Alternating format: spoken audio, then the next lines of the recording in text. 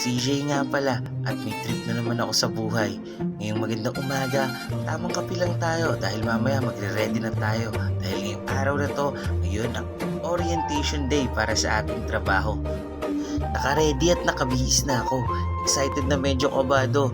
Kaya yun, masyadong maaga ang pag-alis ko. Saktong 5 nung umalis ako sa amin. 6:30 naman nang dumating ako sa Cubao at tamang lakad lang ako dyan dahil pupuntahan ko pa yung terminal na sasakyan ko.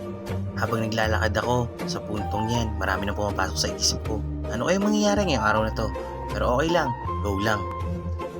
At ayun na nga, nandito na tayo sa The Great Image Company, ang company na tumanggap sa atin. Maraming salamat nga po pala.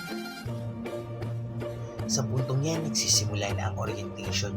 Napakaganda ng bungad nila sa amin, kaya nawala-onti yung kaba ko. At sa napakahabang oras ng orientation, isa lang ang masasabi ko, nakapasok